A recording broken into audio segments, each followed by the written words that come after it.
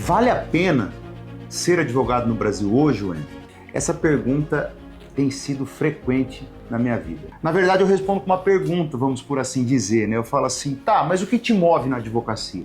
Porque para começar uma conversa sobre a validação dessa profissão, eu preciso saber o que te move. Porque se você falar para mim, Wendel, eu tô na advocacia, mas eu adoro mexer com projetos, talvez não é o seu caminho. Eu ainda estou na advocacia, mas eu adoro mexer com carro. Talvez não é o seu propósito. Agora, se você fala, não, eu gosto da advocacia, eu sempre quis, meu objetivo é esse, eu tenho isso e tal, então nós vamos falar um pouco sobre isso. Mas o que eu quero dizer para você, muitas vezes, em especial aquele que vai começar a sua carreira, é que ele fica em dúvida entre o concurso público e a advocacia. Então esse vídeo é para você. Eu tenho que presumir que você quer ouvir o porquê ainda vale a pena ser advogado. E eu garanto a você que vale a pena ser advogado no Brasil. Mas nós precisamos ter esse compromisso. Eu preciso que você se comprometa comigo, agora, nesse momento, a deixar de lado os seus preconceitos e ouvir de forma limpa e cristalina o que a gente tem a falar. E eu começo justamente por essa dúvida, né, do porquê ser advogado no Brasil, com tantas normas, com tantas dificuldades em tribunais, né, com tantas mudanças jurisprudenciais. Bom, primeiro de tudo, para com conversa fiada. Ah, é difícil ser advogado porque tem muito advogado. Ah, e o mercado tem muita concorrência. Olha, amigo, eu sinto dizer a você, mas a concorrência está em todos os mercados. Se você for montar um lava-jato, você vai ter concorrência. Se você for montar uma empresa para vender panela, você vai ter concorrência. Agora, o que eu pergunto é, qual o seu diferencial para o mercado? Ao que você está se propondo? Como está sendo a sua construção de imagem, por exemplo, ou de marca? Então isso nos leva a algumas reflexões, porque ao mesmo tempo que eu escuto, olha, o direito está saturado, existem muitos profissionais. Eu tenho reclamações da escassez desses profissionais em áreas, por exemplo, como compliance. Eu tenho escassez desses profissionais para falar sobre LGBT, direito médico, sobre regulação da internet para os médicos, porque falam muito, pegam no nosso pé, né? Ah, o advogado está fazendo propaganda, ah, o advogado isso. Mas e os médicos?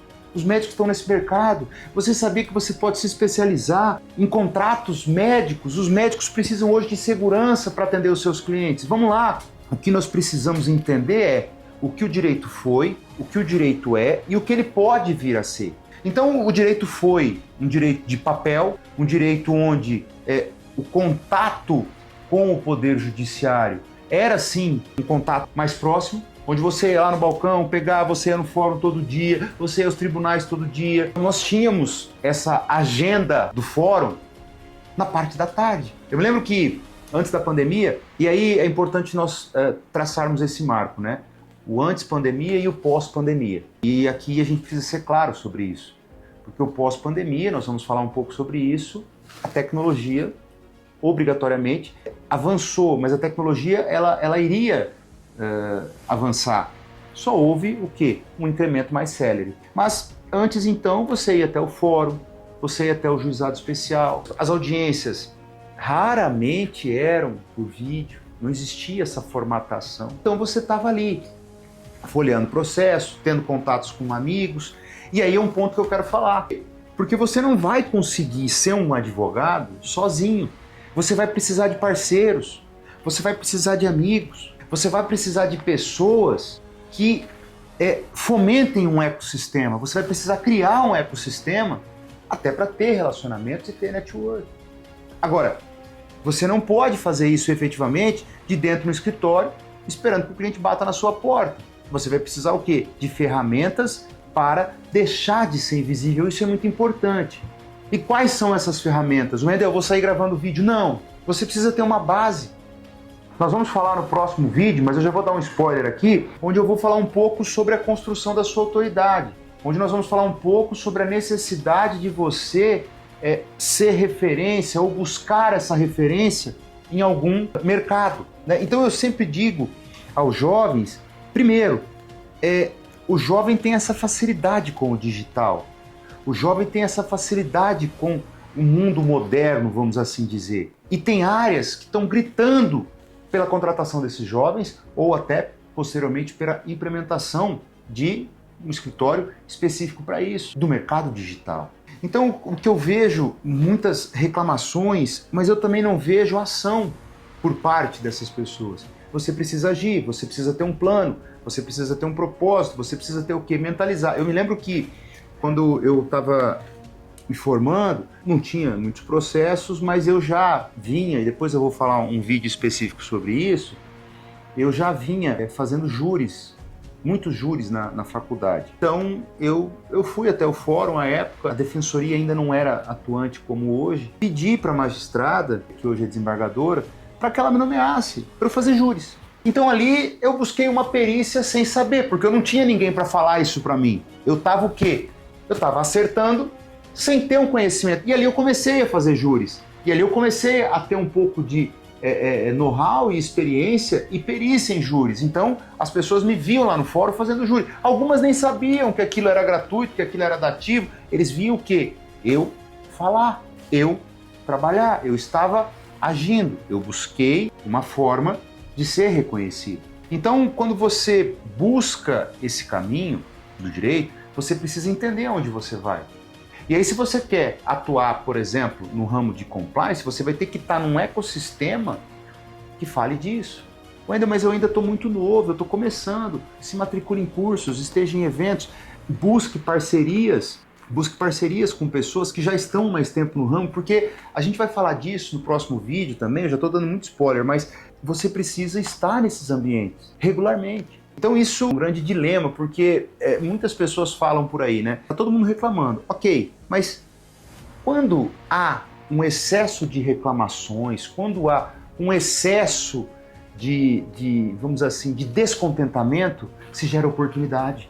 Qual é a oportunidade que você não está vendo?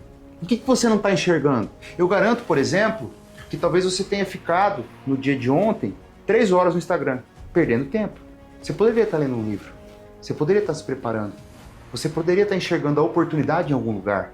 No Instagram não era. Vendo Léo Dias, vendo briga, vendo isso, vendo aquilo. Não era. Desculpa. Não era. Aqui, eu estou falando para você que a oportunidade, por exemplo, se você parou para assistir esse vídeo, é porque você está buscando uma oportunidade. Você está enxergando. Você está buscando alguém que já passou por essa dor que você tem e que lá atrás não teve alguém para pegar na sua mão e que agora você tem. Qual é o futuro que você quer? Porque o passado já ficou lá. Não existe mais papel. Nós estamos num presente onde há uma distância e há muita reclamação disso. Eu, inclusive, já fiz vídeos criticando a ferramenta do CNJ, vamos assim dizer, a resolução 591 do CNJ, que fala praticamente acabando com a sustentação oral gravada. Eu sou totalmente contra, porque para mim a sustentação oral tem que ser ao vivo e a cores. Exceções podem ser criadas para que sejam feitas sessões por vídeo, mas a oralidade, para mim, ela é fundamental. É onde você muitas vezes convence, é onde você muitas vezes mostra a sua verdade. Eu costumo dizer o seguinte: existem casos que precisam ser contados. Existem histórias que precisam ser contadas. Então você precisa respeitar a história do seu cliente e saber como contar essa história. E você precisa respeitar o seu cliente. Então tome cuidado com os excessos na rede social. Tome cuidado com as exposições desnecessárias. Porque você pode banalizar não só você, mas banalizar o seu cliente. Você pode perder uma causa aí. Então, muito cuidado com isso. E aí hoje nós vivemos esse momento. Wendel, tá difícil, tá faltando oportunidade. Não. Amigos, vocês precisam enxergar aonde está a oportunidade. O mercado, ele está difícil. E se está difícil para todo mundo. Quem vai estar à frente? Quem enxergar a oportunidade. Então, pare de reclamar e olhe o que você não está conseguindo enxergar. Eu sei que hoje é muito difícil porque as nossas instituições, especialmente, eu faço crítica muito pontual à Ordem dos Advogados do Brasil, e uma delas é isso. É como a Ordem precisa se portar para ser mais enérgica quanto a este afastamento entre a advocacia, jurisdicionado, do Poder Judiciário. Isso precisa voltar, de alguma forma. O saudoso ministro Teori Zavascki, ele sempre dizia: o advogado, ele é o primeiro juiz da causa. Por que talvez você está com um problema para advogar? Porque você está olhando a causa sem entender a causa. Quando você é convocado, quando você senta para uma reunião com o cliente, você precisa fazer o quê? Você precisa entender e imaginar lá na frente o que vai acontecer com o julgamento desse processo.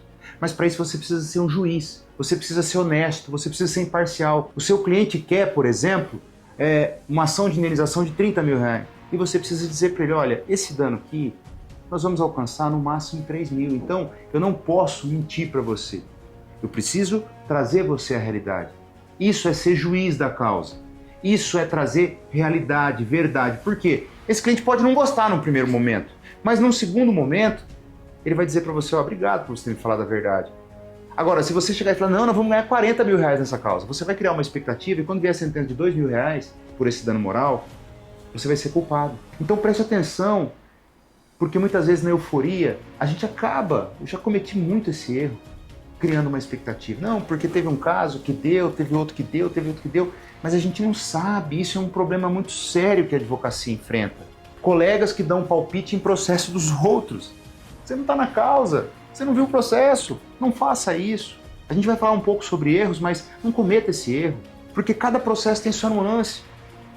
Então, criticar é muito fácil. E para fechar esse tema, eu acredito que o futuro, a gente tem que ter muita cautela, porque fala-se muito em inteligência artificial, mas a inteligência artificial também, e eu sou um cara que tenho que ser honesto com vocês, eu comecei a mexer com esse trem de inteligência artificial há pouco tempo, que eu implantei aqui no escritório, enfim, e mexo muito pouco, tá?